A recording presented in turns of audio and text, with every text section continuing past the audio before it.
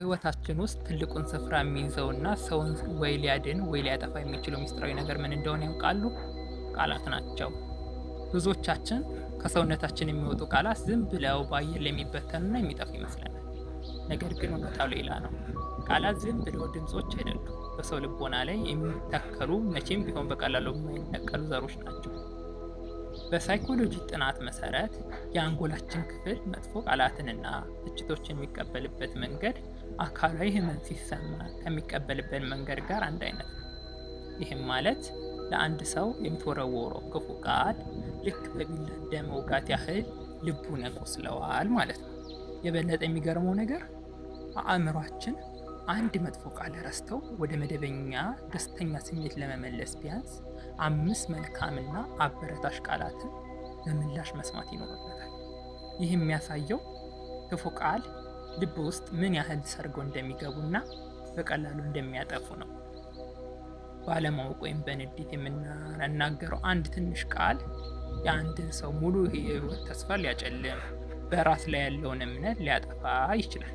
በተለይ በልጅነት ጊዜ ከወላጆች ወይም ከቀረቡን ሰዎች የሰማናቸው መጥፎ ቃላት አንድን ትልቅ ሰው ስንሆን እንኳን እንደ ጥላ ሊከተሉን ይችላሉ። በተቃራኒ ደግሞ በተስፋ መቁረጥና ጨለማ ውስጥ ላለ ሰው የሚነገረው አይዞህ፣ እኔ ባንተ እተማመናለሁ፣ አንተ ከዚህ በላይ ጠንካራ ነህ የሚል አንዲት የደግነት ቃል የሞተን ማንነት መልሳ የማነሳሳትና የመፈወስ ተአምራዊ ኃይል አላት። ብዙ ሰዎች ካሉበት የውድቀት ገደል የወጡት በአንድ ወቅት በአንድ ሰው የተነገራቸው አበረታሽ ቃል ሙጥኝ ብለው በመያዝ ነው። ለዚህ ነው ጥንታውያን ጠቢባን ከመናገር በፊት ቃላትን አላምጠው የሚሉት። የምንናገረው እያንዳንዱ ቃል በሌላው ሰው ልብ ላይ ወይ ጠባሳ ወይ ደግሞ ውበት ጥሎ ያልፋል። ቃላቶ ሰዎችን የሚያቆስሉ ሳይሆን የሚፈውሱ ተስፋ የሚዘሩ ይሁኑ። ዛሬ የምንጥላት አንዲት ቃል ነገ ወይ ታደርቃለች ወይም ደግሞ ታለመልማለች። ቃላቶች በልባችን ውስጥ ያላቸው ቦታ ከፍተኛ ከመሆኑም የተነሳ ወይም ሊጎዱን ወይም ደግሞ ተስፋ ሊሰጡን ይችላሉ። ምክንያቱም እርስዎ በቀላሉ የተናገሩት ያቺ አንዲት ቃል የዚያችን ሰው ሙሉ ቀን ወይም ሙሉ ህይወት ታሪክ የመቀየር አቅም አላትና።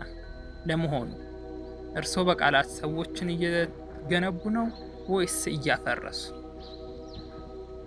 ቪዲዮን ከወደዳችሁት ላይክ፣ ሼር፣ ለቻናሉ አዲስ ከሆናችሁ ደግሞ ሰብስክራይብ በማድረግ እንዲሁም አስተያየት ካላችሁ ኮሜንት ላይ በመጻፍ አስቀምጡልኝ።